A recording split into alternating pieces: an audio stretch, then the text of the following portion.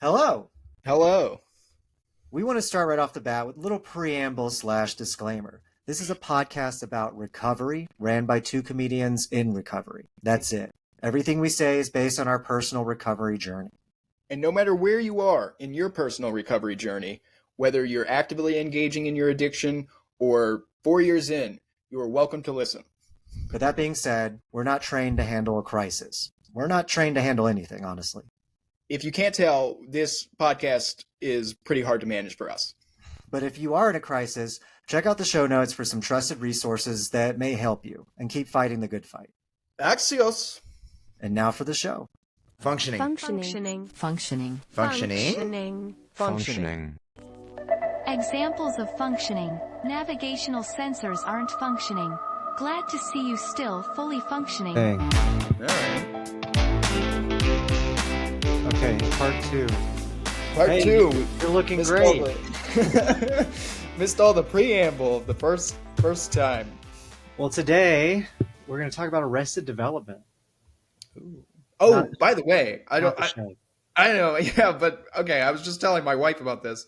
Wouldn't it be the perfect time for a reboot of Arrested Development now? Like they rebooted it when nothing was going on that was related to, because it was perfectly 2003 culture, and now we're perfect. Like we're like mirroring 2003 culture. It's not Iraq, it's Iran, but it's very similar. And so I feel like if we wanted to reboot Arrested Development, this would be the golden time. For sure. Like, I feel like maybe Job would definitely be on like Trump's cabinet. Like you could just the incompetence of the family and their like the style of business that they ran would definitely be they would be like in the government at this point. I would pay someone to write at least a spec script for this. Did you see that they're bringing back, or I think it's happening already, the King of the Hill? Did you ever watch King of the Hill? I love King of the Hill, and I haven't seen any of the new episodes because I don't. I don't know don't if they're wanna- out yet, Oh, okay. I didn't know if it was out yet either. but apparently they dropped like a synopsis of what it's going to be about, and apparently Hank Hill goes to Saudi Arabia. He like gets a job as a gas man in Saudi Arabia Okay. to like make a bunch of money for his retirement, and then he comes back. Weird. Yeah, Why would Hank go to Saudi Arabia? because apparently he didn't have enough money to retire, so he went there to get money for his retirement. Is he a propane salesman in Saudi Arabia? Yeah, they like hired him as a big propane guy. But so he doesn't. He's not with Strickland. It's not a Strickland I franchise. don't know. I guess Oh not. man, I wonder haven't how it seen it. is because Yeah. I love King of the Hill is one of my favorite shows. Well, yeah, me too. And like, I mean, it's kind of crazy because it's like, the part of Texas that it's based off of is really close to where I grew up, Mm. and so a lot of like the culture and the things that they make, some of the jokes that they make are very specific to that area. Oh, I didn't know yeah, that. and so it's kind of like when I watch it, it's like I was basically Bobby Hill growing up. Like I was just this little. You're kid. part of Texas to have a Chuck Mangione type. You know why that they have Chuck Mangione in there? No, why? Because apparently, what's the guy, Mike Judge? Apparently, Chuck Mangione like saved Mike Judge's life or something like that. Yeah, and so he was like, "I'm going to put you in my show one day," and so he did, and that's why he's like all up in that show. I didn't know that. hmm Little King of the Hill fact for you. Texas All right, tidbit. yeah, there you go. Okay, we're talking about Arrested Development, which not the show. I mean, we could talk about the show. This is what is it? He's like, this is the story about a family that lost it all, and the one son who had to Who had keep no them all choice but to together. bring them all back together. Yeah. That's the good. little like ukulele thing. No, for those that don't know, Arrested Development is when Also, not the something. band. There's a band. There's a musical. Well, it's not a band. It's like a hip hop collective. Oh yeah.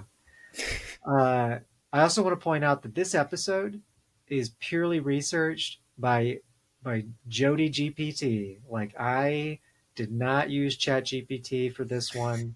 I found Wait. like Oh, wait. You did this? yeah, this is all me. I Wow. found I found like reliable sources for everything that I'm saying. I put it all together. I built my own outline. Wow. I even built a bibliography. If you guys want a bibliography, just put it in the show. Like make a little comment. I'd love for anyone to comment because I don't know who's listening to this at all. All I can see are the analytics, and I don't know if that's true at all. But apparently, we have an uptick of listeners in Atlanta. I don't know who. We have a huge uptick of listeners in New York City. No clue who they are. Uh, it's I don't know. I only know that I only know Well, like now one. I'm worried because I'm just going like, are they like people who just want to keep tabs on me or Yeah, what? right. That's what I'm thinking. Like it's like these are both places that we have people that we know at. Yet they're not like hitting my DMs and being like, "Hey, great show." I have no idea who's listening to this. So please, like, For send. all I know, you're in Atlanta right now, hate listening to this. Yeah, And I mean, I would really appreciate it if you commented just to see what the bibliography looks like. or you're one of my mini stalkers, and I've blocked you, and this is the only connection that you have to my beautiful, beautiful voice and my gorgeous brain. Wow. Um, yeah, I said it. That's the kind of confidence that only can come from doing your own research. Exactly, right? Uh, so, what is arrested development? What is it? Well, it's when something happens that prevents a person to mature emotionally and mentally at an expected rate. So, we develop within like a certain kind of span that is expected among society. Um, and the thing that usually kind of stops us is going to be our dear friend, trauma. And boy, do we love trauma. Uh, I don't Say think we that would have again? this, the thing that stops arrested development. Did you say trauma? Trauma. Yeah, no, not stops arrest, but the cause of arrested development. Yeah, trauma. Oh, I thought you said Trump. I was like, what? Well, what's the difference? I Okay. mean, but yeah, trauma. We wouldn't have this podcast if Trauma. it wasn't for trauma. This podcast is brought to you by trauma. Is it in you? Probably. Uh, and it's quite, and it's quieter cousin, neglect. Um, Oh, yeah. And the thing about substance or any sort of behavioral, like addictive behavioral thing, addictive behavior is that it can do both of these things. So that's where like there's this cross section. I read this really cool article that was very dense about this cross section um, about the relationships between personality development and mental health, and they split it up into these four models about like how they how they relate with each other. But I don't want to get into that because that's it's because I didn't really get it, and I don't want to give anyone any wrong information and like look yeah, them. definitely. But, but yeah, so there's a lot of studies about personality development and mental health, which is kind of cool because uh, I've been like a lot of it also like talked a little bit about like genetics and like how your personality is influenced by your genetics and how your mental health is influenced by your genetics. And then it turned into this, it kind of gets into this like nurture versus nature, uh, the philosophical debate after that. But the brass tacks is that of and uh, is that life changes. That's a fact. We adapt.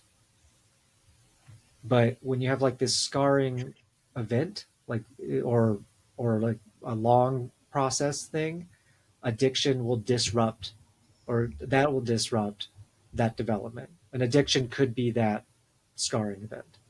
It could be coping with that scarring event that causes the addiction. But either way, it disrupts that development, and it can sort of get in the way of developing things like decision making, growth control, building relationships, and just maturity in general. And the thing about that is it's super isolating, right?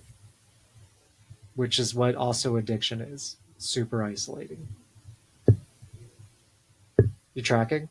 You have this face like you're kind of like, what's going on? No, no, no. I'm listening. Okay. I was just, it made me think like, oh, it's like a chicken or the egg thing at that point because it's like addiction is isolating, trauma is isolating. One of them is going to be familiar, so you just kind of chase after, like you develop pattern making software in your brain that is either isolating or it's isolating, but it's Yeah. uh, coming Which from different things. we'll get into that a little bit because isolation also affects maturity, like emotional maturity because of different things. But first, I wanted to do this exercise with you that we do in Smart Recovery, um, where we list like one or two things that we enjoyed before we started drinking, and one or two things that we did while we were drinking, and then list like one or two things that we do now that we're not drinking. And I think this is like a pretty good way to get like a snapshot of where you're at in like your emotional maturity, but it's also like a good way to kind of like rediscover joys that may have been lost to alcohol. And it's come up in like two or three meetings that I've been to, and I really like it. How about you do that? Tell me one or two things that you enjoyed before you started drinking, one or two Okay. things that you did while you were drinking, and one or Okay. two things you do now that you enjoy. Well, for I think obvious reasons when I say them, the only two that come to my mind are reading religious texts and Wait, reading is this conspiracy. before you started drinking? Yeah. Before I You started read drinking, I was what? you read religious texts before you started drinking? I was super into it in high school. Really?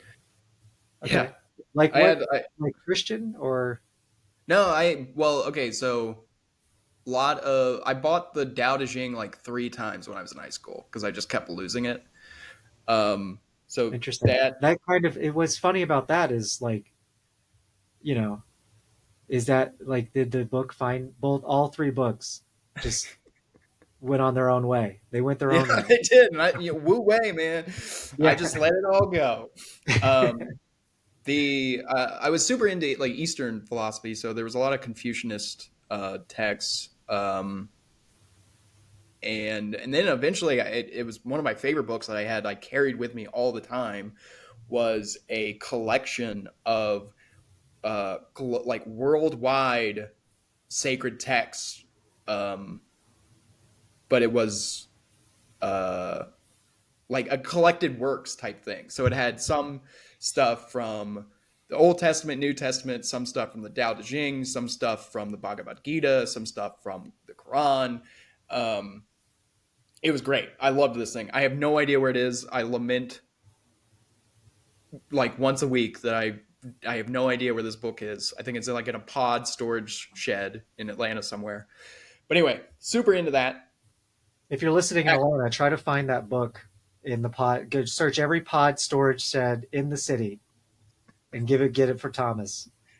Yeah, the pod should be under the Robin Russell, unless she probably has stopped paying for it, so it might be who knows. It's like in Storage Wars now. But anyway, the other thing I really liked reading uh, those texts, and then also super into like conspiracy stuff. Um, and so those two, I guess, would be the top two that I was into before I started drinking. Yeah, I remember the you had that show about conspiracies. It was Still, with Kite. jet fuel doesn't melt steel beam. Yeah, steel beams. Yeah, Yeah, I can't remember what we call Conspiracy Corner with Kite. yeah, yeah. That was Yeah. Um, and so then started drinking, stand up, and I guess boxing. It's like the only two things that I did because I only did stand up and drank. Hmm. And then I got super into boxing. Um, Other than that, I was just hungover the whole time, which I don't think is an activity really. Um, It's a hobby. it's not really an interest. 10,000 Uh, hours. but it's such a blur. Like drinking was such a blur that I can't remember anything like outside of stand up that I did. I remember getting super into boxing, and that actually helped me like kind of not be interested in drinking anymore because it's hard to box in the morning when you're hungover.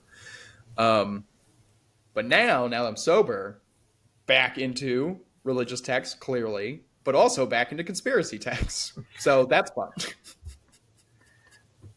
See? Isn't that Yeah, interesting? like full circle. Yeah. Yeah. Yeah. That's what happens though.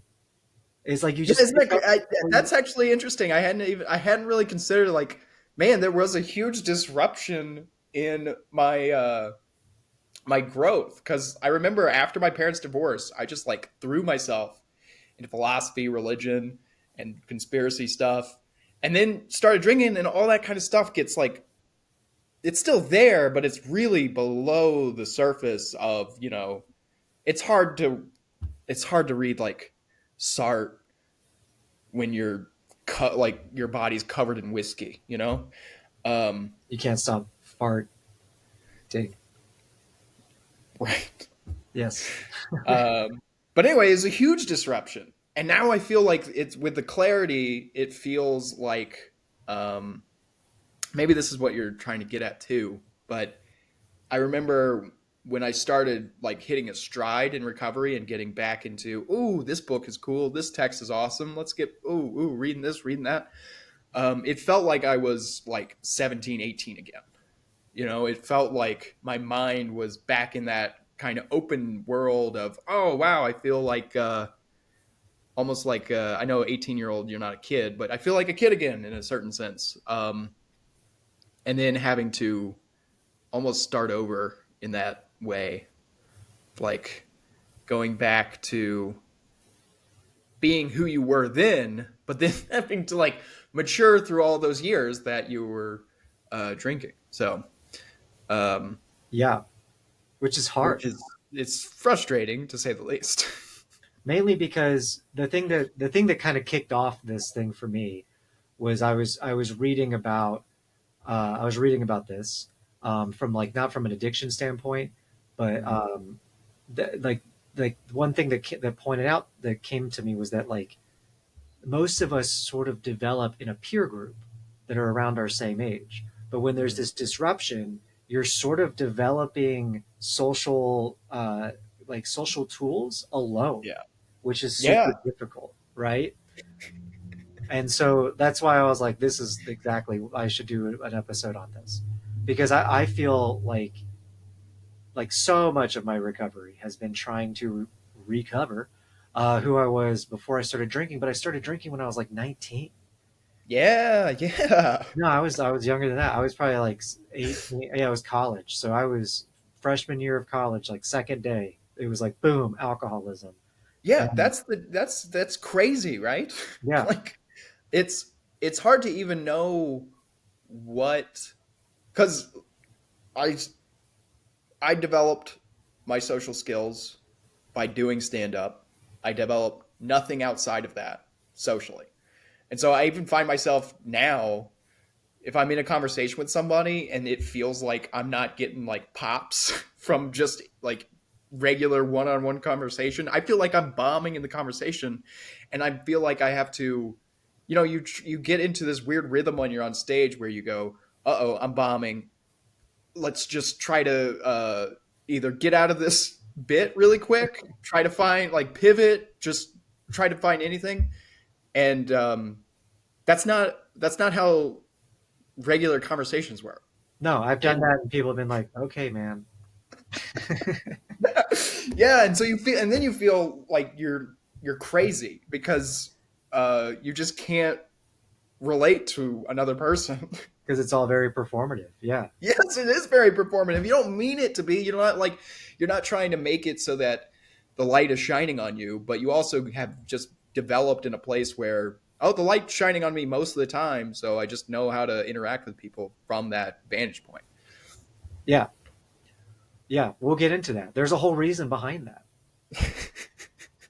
I was reading a whole article about this Well, whole thing. This is very what was common. your what was your two? What was your six? Or Uh, yeah, six. well, before I started drinking, because I was a teenager, I was really into playing guitar and longboarding. And I He's the used coolest to, teenager. and I used to, um, I used to do a lot of poetry jams. That was like my thing. Because listen, this was early 2000s. Poetry jams were everywhere. I feel like poetry jams are not a thing anymore, but like deaf poetry had taken the world by storm, and what they needed was a white, like like just questioning queer kid to step Yeah. up on stage and tell them how to love. Uh, and so that's what I did. Uh, and so I think a lot of my I still like while that was before I drank. While I drank, I drank mostly. Right. I Yeah. would say that was my number one hobby. That was Drank the and thing. daydream. I think I got into stand up because it was at the bar, and I was like, well, it's kind of like poetry, but like you know, um, and so I think literally I started doing stand up just because it allowed me to have a reason. Because there was a part of me that was like, all I'm doing is drinking my life away. At least here I can drink my life away, but have a purpose. And so I did stand up and I worked shitty jobs that I lost constantly. And then after I drank, I uh, I started I started longboarding again. And last 2 weeks ago, I bought a guitar. I bought like a Whoa. nice fucking guitar, and I started taking guitar lessons. Yeah, yeah, Wow. yeah. Uh, so like a year, this episode will all be musical. It'll just me be singing my responses while I'm playing. I hope, but I don't think that's why people learn how to play guitar, but okay. that would be so annoying. Uh, but yeah, so so it's like that connection. Like I definitely started reading. I know that when I was drinking, it was really hard for me, and it still is. I still have a hard time, like experiencing really good art. Like if I see something that is so good and like from a place of a deep artistic maturity, like I can tell that this person has been practicing this art for and focused on this art for decades. It'll send me into a panic attack because I'm just so aware of what I haven't been doing. I mean, like when I saw Kendrick Lamar's uh, halftime show, I was like, that guy's the same age as me. And I mean, I'm not saying I'm Kendrick Lamar. I'm saying I could have been Kendrick Lamar. No, I, but you can just feel like the maturity and the excellence that came from focusing on that craft.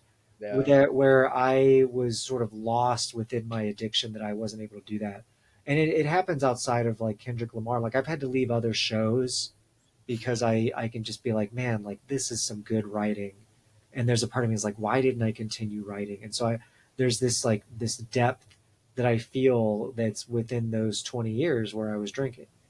I guess I could say 15 years, but like, where I wasn't focused on my own writing, my own poetry, my own sense of self that that now I'm trying to make up for um, by buying a guitar and taking guitar lessons. So in 1 year, I'll be like, look out, I'll be on the fucking halftime show. That's all For, it takes. yeah, 1 year. Yeah, That's it's it. just 10,000 minutes is all it is. So, yeah, we'll see. We'll see. So there's a lot of science behind this because I was reading up on the science behind like why this shit happens, and a lot of it comes because, especially because we were both saying we started drinking when we were like 19, and drinking during those years really disrupts how the brain matures and just like brain maturation processes like that, and it kind of contributes to super long impairments like concentration, memory loss, problem solving issues. I mean, it kind of contributes to super long impairments like like poor concentration, memory loss, problem solving issues. Like it constantly contributes to super long impairments like poor concentration, memory loss, problem solving issues. And even one study that I found uh, says that like alcohol, like teens who drank a lot of alcohol, uh, recalled 10% less information than their peers, even after 3 weeks of abstinence. Which 3 weeks is like fucking nothing, but like Wait, do we 10%. get our memory back? We'll get to that. Okay. Do you like that bit I did where I kind of bugged out? Yeah, I in my head I I was like that like, you "There's didn't call it no out. way Jody." Yeah, Jody didn't use ChatGPT because this is a Jody joke. All right, nice. Yeah, I let it ride. I thought you were going for a third round, but you got out of it, which I appreciated. didn't I do it 3 times? Well, if I didn't, You that's I don't know. That's you did probably it three times, but then at the third time you like moved on, and I thought that was worth rules of that was three. I thought that was a solid Yeah, solid. rules of three, baby. Uh, so I was reading. So do you know what the prefrontal cortex is? Yeah, totally, dude. Sick. Come on. It's in front it's in front of the front of the cortex. That's right. It's the Uh, first one. it's the first lobe right there, it's right behind your forehead. Pre first. Yeah, before first. It's the John the Baptist to the cortex. Uh, The forerunner cortex.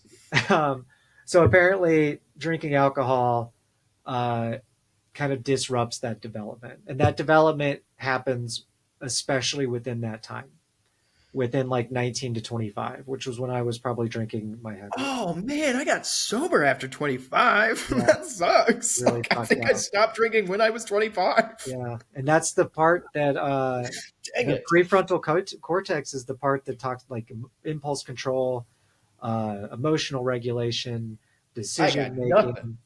It also is Decision. the part that kind of helps you understand what it's like in other people's shoes. Like it does a lot of like deep reasoning and things like that. It's the theory of mind part of your mind.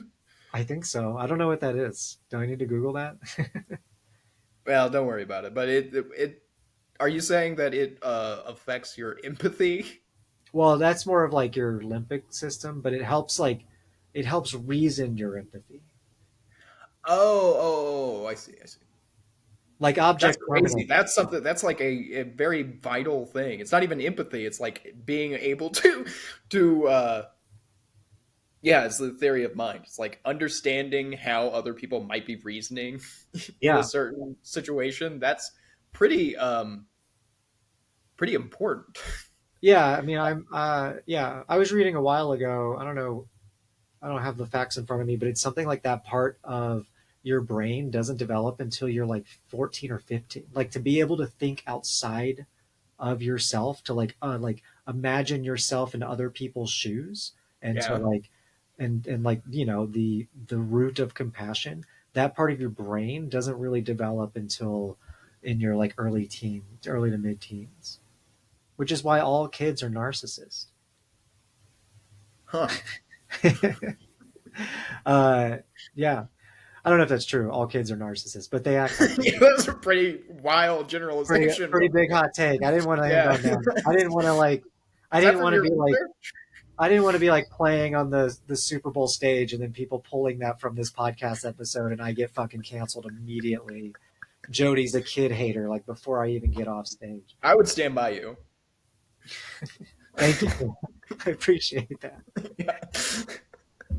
And even so, I also found that like that same article I was reading said that marijuana use impairs your hippocampus, which is the part of like memory and learning. So it makes it harder for you to like actually retain information. And what like and like trauma also does that. So you're kind of like double fucked with that. That's kind of that loop that you're talking about. It's like you're traumatized, you use alcohol and weed as a coping mechanism, which traumatizes you, which means you're going to use alcohol and weed. It turns into this like this. And then because you're high or drunk, you keep forgetting that this is a vicious cycle that you're in. That's the fucking story of my life. I'm not even kidding. It's like I've just been stuck in this. It's crazy, It's the like a time Ouroboros. loop. Except I'm the only one that's aging. Uh, Whoa. yeah, yeah. Now don't ask me. The hippocampus, I think, is like somewhere in the middle of the brain. Um, I don't know. You should just own it. You did the research. Who's going to listen to this podcast in Atlanta and or New York? Who's going to look it up and try to tell you that you're wrong? We also have an uptick of people in England for some fucking reason. But if you're listening to this and if you're from England, like please comment. Please tell us in the comments where you're from so that we have at least some idea of who the fuck is listening to our podcast. Because we went from like 6 listeners to like 30 listeners per episode, and I have no idea why. And I don't know who it is. It could just be bots. I have no clue. It could be bots, If especially if it it's is, I England. hope these bots I hope they find sobriety through listening to this. Uh, yeah, I was going to make a joke about how I wasn't cool enough to be invited to the hippocampus, but the time's passed. Um, Yeah, that's pretty good. it's all right. It's Mhm. a Jody joke. It is definitely not a Chat GPT joke. I'm saying that the Jody joke clearly had humanity in it. I wasn't disparaging the joke. I was just saying that No, I ChatGPT know. probably couldn't come up with a joke like that If because there's it's one thing my inhuman. style is, it's very human centric. That's what. It's very imperfect. You know. If I'm the host, I'm outroing you. Give it up for Jody Buffkin, everybody. All those jokes were clearly written by a human. Imperfect jokes from an imperfect comic. Uh, not very well thought out. Seems distracted. It's not very well thought out, but they still found time to run the clock, run the light out there with their very human jokes. So a lot of the things too that I found was that uh, because they're in this substance abuse loop, they're going to prioritize that, and so they don't prioritize things like relationships and education, and that kind of aggregates into missing like from the young age into missing these like big life milestones, which those life milestones really push the maturation process. Like that's kind of like Joseph Campbell in his stupidity was stating that like the problem with men today is that we don't have uh, a coming of age ceremony for men, whereas like women have. I think he was saying like get their period or something. Men are in a constant state of boyhood because we don't have like a scarring ceremony or something like that in society. Or like I think he's Catholic, so I think he was saying like the catechisms, like because most non-Catholic men don't have going to the catechisms to become Catholic men or become men or something. I don't know. I don't understand Catholicism. I was raised in the South where we had a club of people who kicked all the Catholics out and scared them away with torches and white hoods. So I don't get it. So I don't know. I don't know what he was talking about. uh, It's just one of those cultural context things. I don't get it. I didn't meet a Catholic until I was like 17, and I didn't meet a Jew until I was like 18. So I don't get it. I'm from the South where we're dumb. Okay, talk about Arrested Development. I would like to say though, there is something to the idea of like when you are a boy and uh you become a altar boy, there is something that happens because you leave your family unit and then you are like received by a kind of different father figure and you're away from your family and you're doing something that is important for your community that has no relation. I mean, it relates to your family and that they are part of the community, but it's not for just your family. So there is something. I think that there's something to that. But of course, I wasn't raised Catholic, so I have no idea what that does to a boy. But it seems like it's good for them. Yeah, yeah. I mean, it seems. I mean, I read an article about how uh, it was interesting. It was about how uh, like they did this study where they studied people. They took like two groups of young teens and they kind of measured their emotional maturity. And they found that teens who had both parents were actually more emotionally immature than and like were and struggled with emotional regulation than teens who only had one parent, which was about like because of self sufficiency, like self reliance. They had to also learn how to soothe themselves at a very young age, whereas the one with both parents were, for lack of a better word, coddled, uh, which I found really interesting. And I've also found that, I mean, I've found evidence of that in my own life.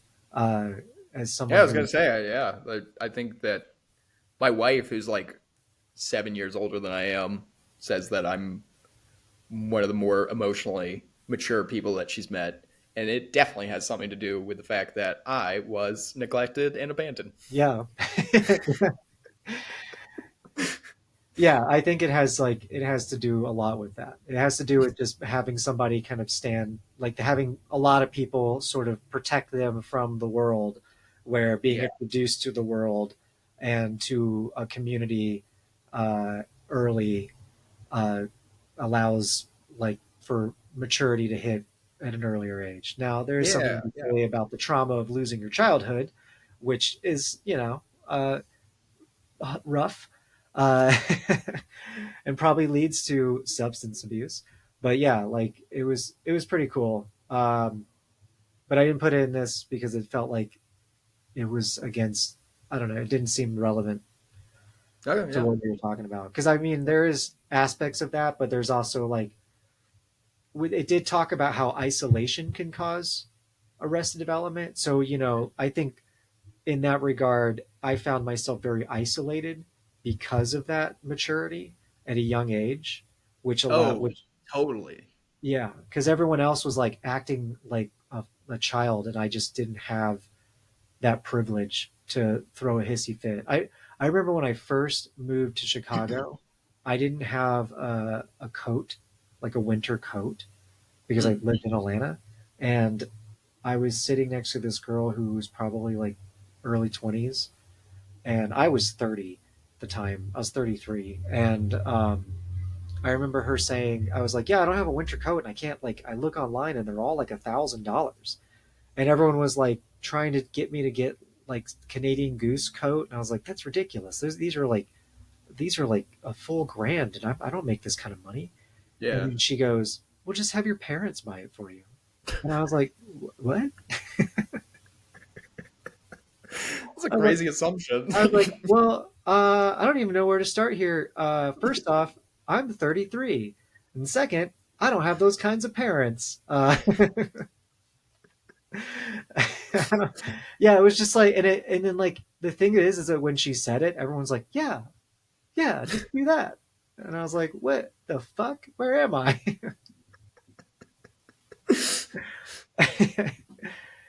uh, yeah, That is funny. That, by the way, that I think I brought this up before, but that was one of the most like demoralizing things about doing stand up in New York, where just like leaving the warehouse covered in sweat and coffee dust, going to an open mic, sitting at the bar, like drinking a Miller High Life because you go, oh, like 5 o'clock, thank God that day sucked, and then four Columbia students come in, bright faces, and you find out that like their parents are paying for everything and they don't work, they just go to school, and that's great for them, good for them, not, you know, that's great for them.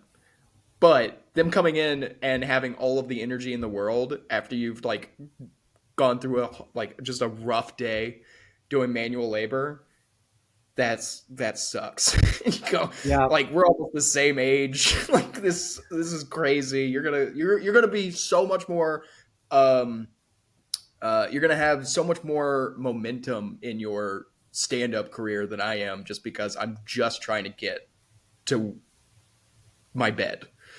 But I have to be here. yeah, yeah. I mean, that's one of the reasons I quit stand up because I was just like, I can't do job and stand up at the same time. But like, I remember I have a story kind of like that. I worked at Best Buy in 2009 in Atlanta, the only one that was in downtown Atlanta at the time. By far the second worst job I've ever had. The first is PF Chang's. The second was Best Buy. And uh, I remember it was right next to the tracks, the terminus tracks, where like all the Oh, railroads went yes. when it came to Atlanta. You know the one I'm talking about near Little Five Points? And I remember I was working, I was making $9 an hour. I was starving. I was drunk all the time. I was drinking like cheap whiskey, hungover all the time, and I was angry. I was in a terrible relationship, and I was always broke. I just was constantly broke.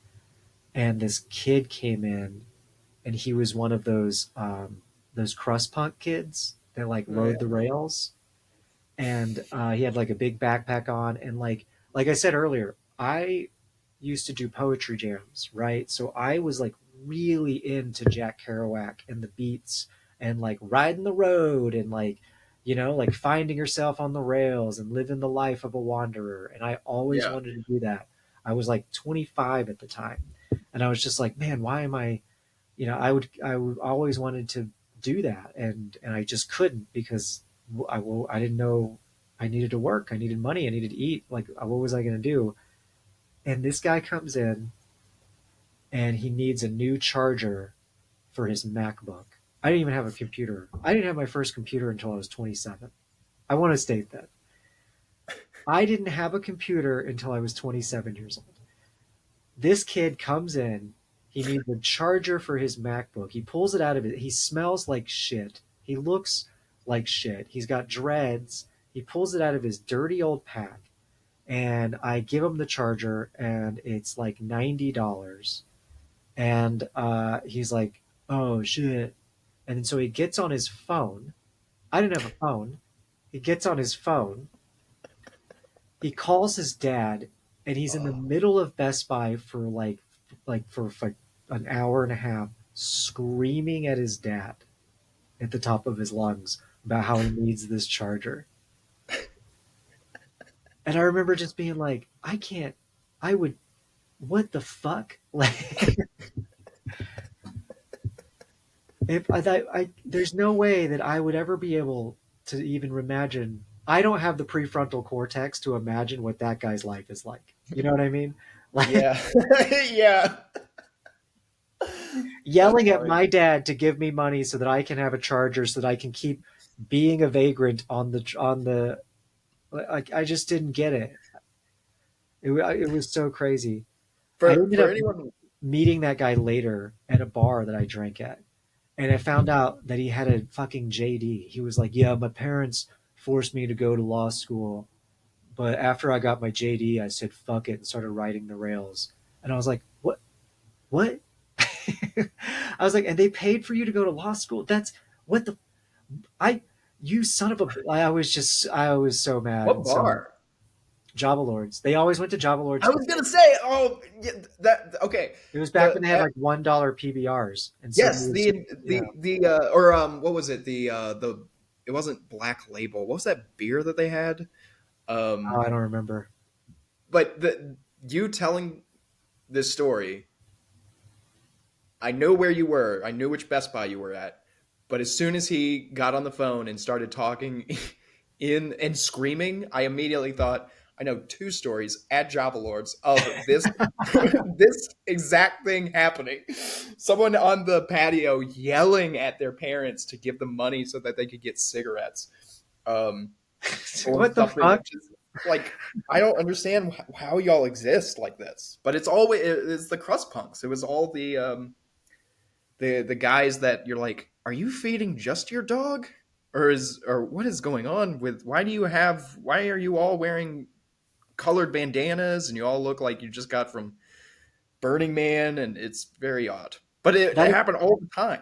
that experience gave me such a disdain for crust punks that one time I was That's like years later, I was driving down the road and I saw a group of them on the side of the road, and like they're all kind of crowded around this other crust punk, and one came out and tried to wave me down, and I just went and not and shook my head sternly, and then as I passed, I realized that one of them was like super hurt, and like it was like bleeding and stuff, and I still didn't stop. and you didn't turn around. No, A train kid died because you had, in my head I was had like, had they could enough. just call their parents. I have to get to work. Like I didn't. That would be so funny if you had pulled over and they just said, "Can we borrow your phone?" And then you have to go through the exact same thing with this person who's bleeding, calling their dad to say, to one, yell at them because that usually is part of the conversation, but then to make them give the money, so just so they can get to Grady or something. Yeah, yeah, they're screaming at them because they need to get alcohol to put on the wound, some shit like that. Okay, this is just going to be anti-crust punk podcast moving forward. We need. I think there needs to be more podcasts bringing the train kids to light so that we can all stomp them out because we there needs to be less of them. Uh, it's also they. I think it's really funny that this guy had his JD. It's like the reverse of SLC punk, where instead of going through your punk phase and then becoming a lawyer, you become a lawyer and then go through your punk phase, Yeah, which is not how it usually happens. no, no, and it was just I don't know. It was he definitely had some arrested development, I would say, and some We're back. emotional immaturity. We're And we're back. back. And we're back. You know what I also hate is how there's a cross section between the music that I love and the music that trained kids love. And so it's like sometimes I'll be like some of the stuff that I really like is by a guy who talks about his days back when he was tramping. It's the Benjamin Todd stuff that I like, and I'm just like, man, stop, just shut up. Just talk more about sobriety and write songs about it. I don't want to hear about you tramping and like being a trained Yeah, kid. And he was a trained kid in a period of time when I during that time. So I was like, I hope that's not the guy. I hope he doesn't like turn out to be so the funny. musician that I yeah. Yeah, it's like being into. Do you know Pat the Bunny? No. Um, there's another. He goes by a different. He's not a musician anymore. Um, I think he became like an IT guy. Uh, Johnny Hobo. No. John Ramshackle Glory. You know Ramshackle Glory. I do not. But these I feel like I've met all of these kids. They all have, Wingnut they're all Dishwashers white. Union. They all have dreads, and they're wearing some sort of vest for no Oh yeah, reason. they're wearing either a vest or Carhartt overalls Yep, is what they're usually wearing. they're But yeah, Pat carrying. the Bunny or like Johnny Hobo and the Freight Trains or Ramshackle Glory. These are all projects of the same guy, and all of their music is about like being just a haggard drunk moving from town to town, and I love it. That's really great music. Calling their dad at every town and screaming at Yeah, him. they call their dad. Uh, But there's a so- huge cross section between that guy and these train kid types, and I really don't like the fact that I like it goes. It's like that joke that I used to do where I have to come clean. I'm really attracted sexually to juggalos, and I don't know what to do with that. But there is something wrong with me. I know that, but I don't love that that is a part of my prefrontal cortex or whatever. Maybe it's part of my hippocampus. I don't know. I don't know what part that is, but I get it. I get it. You know, like Yeah. I've been like, hmm, yeah, Yeah. yeah, you know, not forever. No, not forever. Yeah, Like, it's a summertime thing, you know? You're not gonna a juggalette is not someone you want to like nestle down for the winter with, you no, know? You no, want her you want it to be so that like a clean break can happen. You don't want to be caught in the snow with a juggalo. just the opposite of a manic pixie dream girl, like a manic goblin dream girl kind of thing. Yeah. Yeah, it's more like a manic pixie dream girl with like a whippet addiction. Yes. Yeah. Yeah. Uh, and probably some Arrested Development, and we're back again. We're We're back back. again. Um, so I read this article, that one that I was talking to you about the isolation and stuff, also kind of made this interesting link between Arrested Development and just like the emotional detachment caused by trauma in general. Um, and that kind of makes sense because like if you don't have a good relationship with yourself, especially because you're kind of stuck in perpetual teen mode, it's going to be hard to make friends because you're too old to make friends with teenagers, and you're not at the same level as like your peers unless Yeah. they are also, um, which I've experienced on both sides, especially like when I was in my 20s. I remember there being, I think about this all the time. I remember there being a guy in his 40s who was dating a girl in her teens, in her early teens. Uh, And he was like constantly talking about being, like he was like really into pop punk still. And so was he, this in Atlanta? yeah, Yeah, he, okay. I was gonna say like this is that in that DIY pop punk scene. This happened quite all the time, frequently. all the time. Yeah, And now that I'm pushing 40, I'm always like, okay, don't do that. So sometimes I'll be wearing like a denim jacket, and I'll be like, is this too many buttons for a 40-year-old, or do I need to like reduce the buttons, or should I just like embrace my youthful soul and put yeah. more buttons on? It's a hard medium. And I'm just like, I don't want to be that guy, but I also don't want to be like, oh, I can't do that. I'm 40. Like I'm trying to be like, Yeah, how do find I your middle ground and your flair. exactly, exactly. Like especially when I'm dressing, I'm like, do I want to wear? Is this shirt appropriate for someone my age, or is it like rebellious for me to wear this shirt in my age? It's just like it's a lot. It's a lot to manage, which is part, I Yeah, think, of the recovery aspect of emotional development because you're just like, is it weird that I'm longboarding? Should I longboard to my doctor who's going to give me like? I don't think I should longboard to my colonoscopy. Should I? Or is that like the cool? Does that make me cooler or less cool? Should I not be? And then when you bring it up, people are like, well, "You're almost 40. Why are you so focused on being cool?" And you're like, "I'm just trying to gauge if I'm going to weird people out or not." And like, it's I not think about that's the thing about like the hippocampuses or the prefrontal cortexes on the those DIY guys because there's just nothing in them that goes, should I go to Wonder Root and be around my 18-year-old girlfriend and her 18-year-old friends and yeah, also maybe sell them pills? Should yeah, I do that? Is that yeah, cool?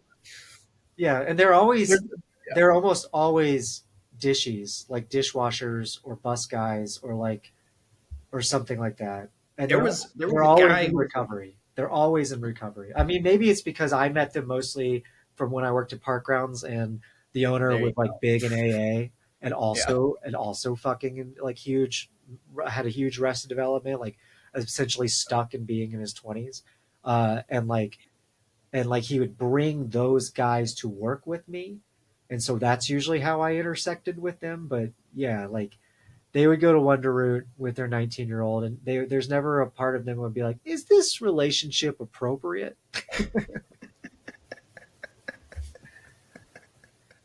for me, like okay, I was about to say something that is not true whatsoever, but Please say it I though. was gonna be like, for me, the thing that's stopping me from having a relationship with someone younger than me, the only thing, no, uh, is that they don't get my references, uh, and so like, how am Yes. I supposed to talk to them?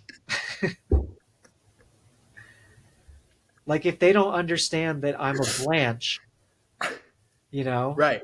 like Right. then how are they going to understand who I am if they haven't watched as much Golden Girls as I've watched? How are they going Yeah. to understand that I'm a Blanche? You This know, is I when I was having my monthly meetings, the monk would ask me like, "Are you tempted by the college girls? I know that you have a fiance, and but you know these girls, they might be tempting you." And I just would every time say, "There's no way these girls like even if they were attractive physically, like if they start talking, they don't understand like they don't get anything that I've seen in my life. They don't understand any of the references. They can't get like they don't like the music that I like. They don't understand the television that has been, you know, so great before them. None of them have seen Mystery Science Theater. Why would I talk to any of them? I think it goes the other way too, because you're going to be like, who's Sabrina Carpenter?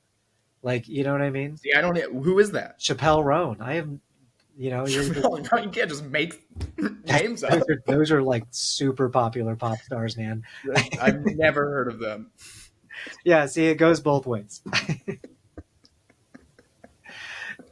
It's it's it's definitely rooted. I think that kind of stuff though. Like whenever I see someone doing that, I went to a party the other day, and um, there was someone there. It was a queer party, and you see this a lot. I've noticed that I've noticed this a lot since I've been like going to more like queer events and stuff. This like age gap that's like that, and and they're usually around my age, which is interesting, or like even older, like by a few years.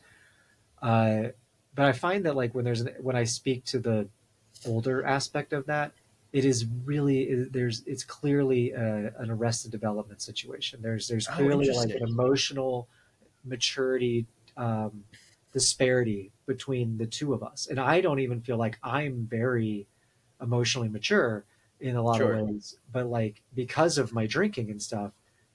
But then when I speak to them, I'm just like, wow, like we are not it feels like when I talk to somebody who is much younger than me, but they're not. And it's like it's really strange. They usually have like a lot of like they seem to be carrying a lot of anger or a lot of these like unresolved issues that would normally, I think, be processed if like through like the maturation, like emotional maturation process. Interesting. Yeah, because I mean, anger is a really good example of something that keeps you really entrenched in moments in time Mm-hmm. and can help and really does perpetuate those moments so that you're just constantly in them without realizing it. Um, but you never have to, because you get to be angry and anger feels good, you never have to move or grow beyond the anger or like do something about it. You almost get into that kind of reversal of what you were saying earlier about kids with two parents, where you're almost like coddled by the anger, so you never have to, yeah, mature out of it. Yeah, and the anger is, anger is addictive for sure, Super addictive. and it's hard to like let go. And I know this from personal experience, but it's hard to let go of the anger. But if you can't let go, then you'll never move forward. And so, It like, also it just poisons you, yeah, like it absolutely destroys you. So, but you're yeah, right, like you can't move on if you can't let it go. So, it's also just one of those things that um, almost like it's on you. Like it's very obvious to other people who are not angry when someone is angry. yeah, And I know that now that I'm not as angry.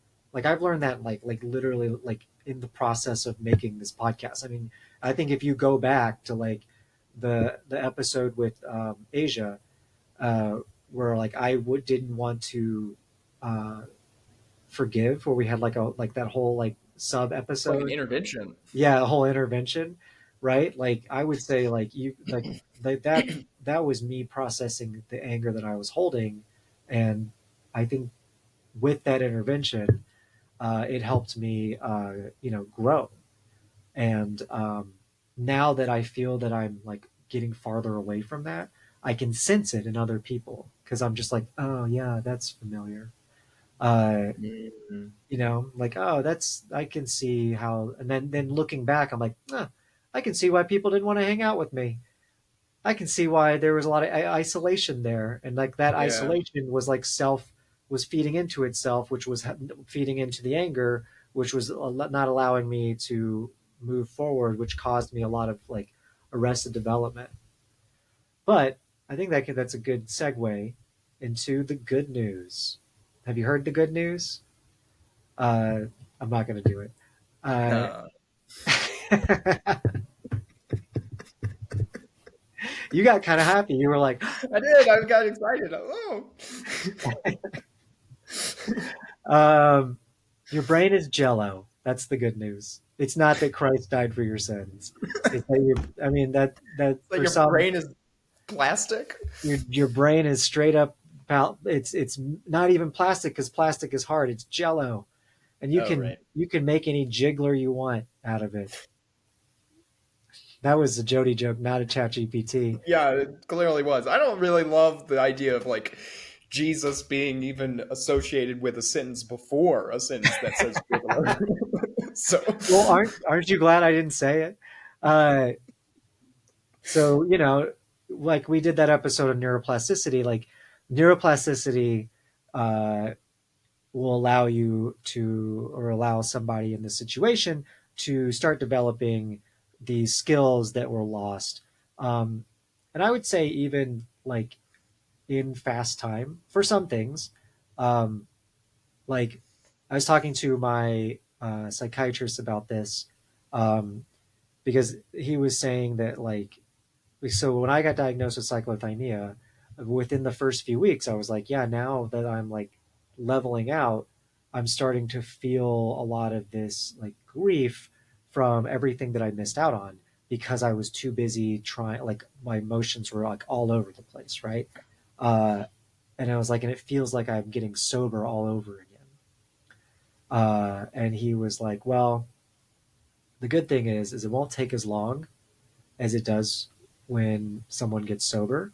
And you've already developed a lot of these good routines and habits that'll help your brain start recovering, and developing like these cognitive functions that you've been missing out on.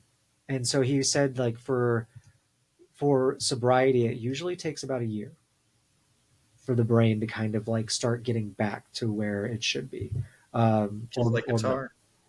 Yep, just like guitar, which is why look out, Super Bowl 83. I don't know what Super Bowl we're on, but once I'm gonna be there at the halftime show with halftime dancers on my acoustic guitar, singing Chappelle Roan.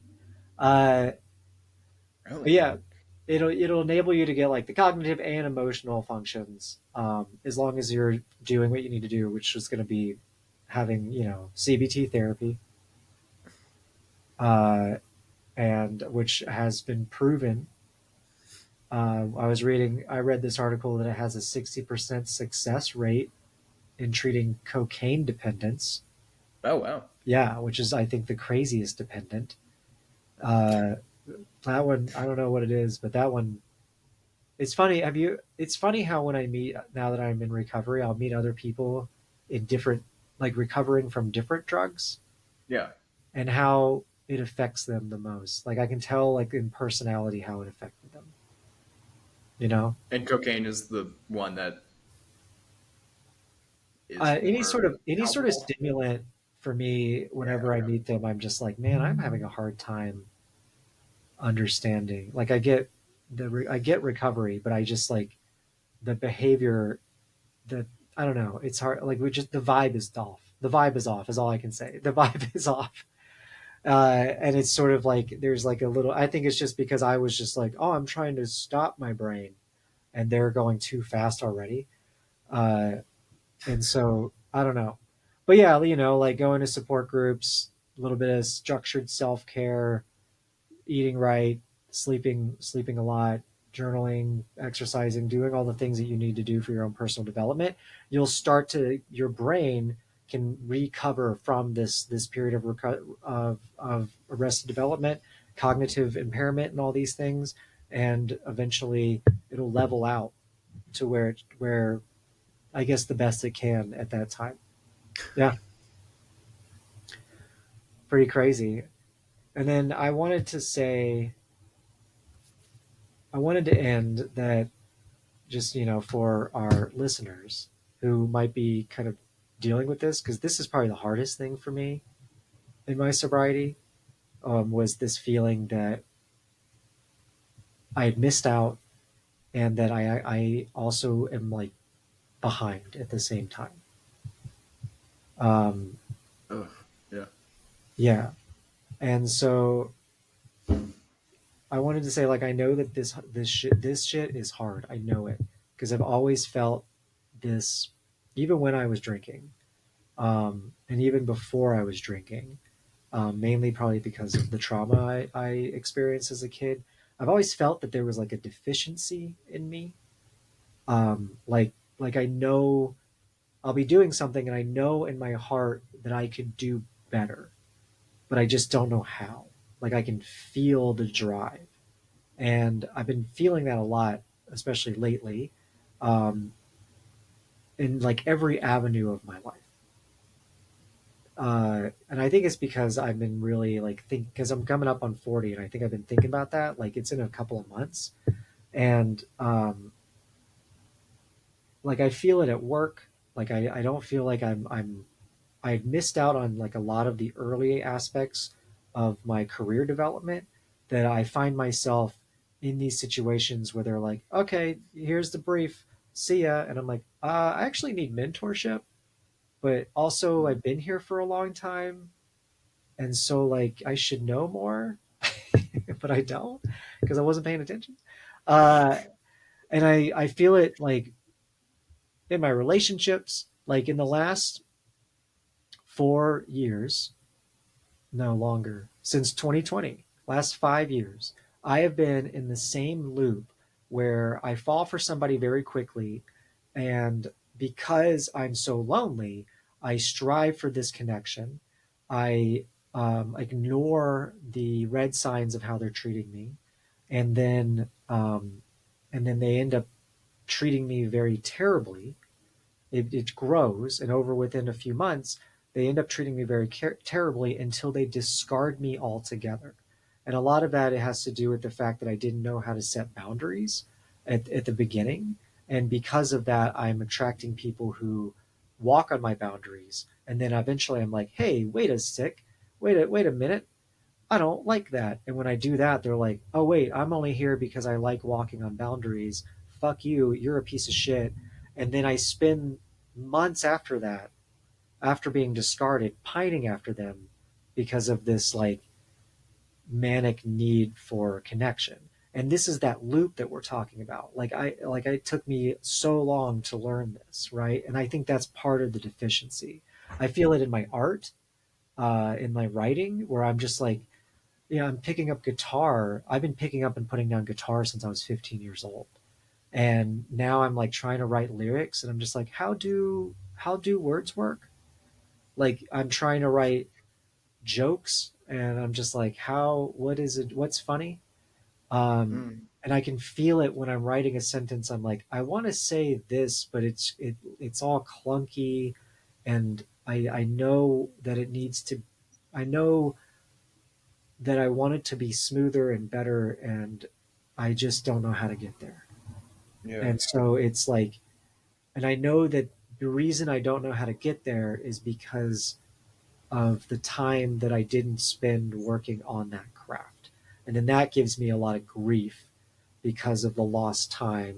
And then the cycle begins all over again. And then so not only am I relearning how to do my craft and get better at my craft, I'm having to learn it while carrying the grief. So I'm not just going in with this youthful explosion.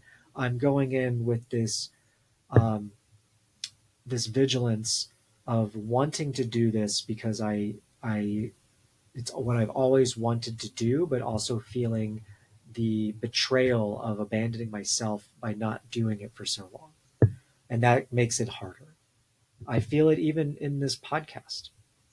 I mean, like, I feel like I could do it better. That's why I abandoned ChatGPT and started like doing my own research, because I need to put in those reps Mm. to get my cognitive functions to a place where I feel like I am uh, not doing the audience of now 30 a disservice by coming in half-assing it because I'm too busy, like messing, like being obsessed with some girl who doesn't care about me. Um, and so, like, I kind of go through life feeling dumb most of the time. Like, I'm the only one in the room that doesn't understand what's going on. Have you ever been in a room with somebody and then somebody's like, yeah, and then they say something and you're like, that guy has no clue what we're talking about? You feel like that's you That's me all the mostly? time. Yeah. And Oh, even when I'm in the room with that guy, I'm just like, oh shit. Wait, do I not oh know yeah, either? you're in the room with that guy, and you're like, oh, even he gets it. Oh, And yeah, then sometimes that guy, yeah, sometimes someone says it like that guy doesn't get it. And then they're like, yeah, it's exactly like that. And I'm like, wait, I don't get it. uh, yeah, I feel like that all yeah. the time in almost every room that I'm in. Um, but recently I've found that through just being kind and honest about this, that I'm usually not the only one like that guy. Um, and if I am the only one, I've been able to find people who are patient and kind enough to kind of step to walk me through it, which takes like a certain bit of humility. Um, what a great time for a fire truck to there. Did you hear any of that? Okay. It takes Oh, like, I heard it. yeah, Yeah. it takes a certain amount of humility, but and which kicks up a lot of that grief because it makes me feel dumb. It makes me feel like I got to go up to that 40-year-old guy and be like, maybe you shouldn't be dating a 19-year-old, you know, and like, you know, it's like I was saying, like it's hard to make this balance between holding on to the dreams that I had before I started drinking and coming to the reality of where I'm at in my life, and what is possible. And uh, and like allowing people to help me fill that deficiency, allowing that deficiency to be seen. Whereas most of my life, I had hid it. Mm. Right now, you look like you're because I think you're wearing black and it's dark. I am wearing black. Yeah. You for a minute because you were like this, you were kind of covering your neck. You kind of Yeah. just looked like a giant floating head. Yeah, Sorry. there it is. No, it's Yeah. cool. It looks awesome. You're like Zoltron from Power Rangers. Yeah, I didn't want. Yeah, I don't want the reference though. See, a 19-year-old girl wouldn't know that. She wouldn't know that. She'd be like, who? She wouldn't. She would be saying something like, "What about the Roman Chappelle or whatever?" And I would go, "I don't know who that is." Exactly. Is Chappelle's show rebooted? Is that a sketch? But by the way, what you just said was very in the Orthodox tradition. We understand like love and humility being a part of this kenotic um, relationship dynamism with others. Is this like self-offering, this self-giving, and this self-emptying, which is a vital part of our spiritual life. But in the kenosis, this emptying of ourselves, we are really opening up to um, becoming receptive of others and love in general. But it's hard to open yourself up in that way in humility because a lot of us, whether or not we recognize it or not, carry a lot of Well, we're just like it's easy to be prideful. So when you're in a room and you go, I don't think I understand what's going on, you just kind of shut that down. You go, well, I think I don't, maybe I won't figure it out and I won't tell anybody that I don't know what's going on Yeah, because that sounds very traumatic. that's how I've done Um, it. That's how I've done it most of my life, where I'm just like, yeah, yeah, yeah, yeah, yeah, yeah. yeah, yeah. But in that offering yourself, then you build relation, um, not only to yourself, but to others around you. And that's a great thing to do. Yeah, I think the thing that's been really pushing that is I've been kind of like like in meetings or some things like that. I'll summarize the end of the meeting and be like, just so that I have a good idea of what you're talking about. I will like double check with people, and people actually like it because it means that I'm listening. But I'm also just not Yeah. afraid to just be like, what? Or like just look at it and be like, I have no clue what you're saying. Or like, you lost me at this point, or just asking questions in general um, Yeah. has been really helping me uh, not just like understand what they're saying, but also like understand their thought patterns, and help me kind of fill in the holes of the things I didn't learn. You know, um, I mean, I think that's like you were like, and I'm doing it purely out of my own curiosity and my own Mhm. acceptance of that curiosity. You know, which is like, yeah, self love. The love you give yourself is the love you give others, right? So Mm. yeah, so that's the story about a family that lost everything and the one son that had to keep them all together. In Ba-ba-da-da-da-da-da. in summary, being in Arrested Development is it's a clarion call to just admit that you don't know, and maybe someone will. And if no one knows, then you're all in the same boat, and it's okay. Yeah. What's a clarion? Isn't that a It's a Pokemon? I don't know if I said that word correctly, but it is it's a decisive call to action. Oh, okay. What's the it sound isn't there a Pokemon called Clarion? I have no idea. Wait, hold on. Before we leave, we got to All figure out right. who this Pokemon I guess we do. I don't know. Clefairy. I Clefairy. Pokemon. It's what? Clefairy. Yeah, that's not what I said though. Well, it's close. Yeah, it's a chubby, vaguely star-shaped bodied bipedal pink Pokemon. See, everybody, if I didn't admit that I didn't know what Jody was talking about, I wouldn't have learned that, and neither would you. Yeah, yeah. So yeah, give yourself a Clefairy call to action. Okay, keep fighting the good fight. Axios.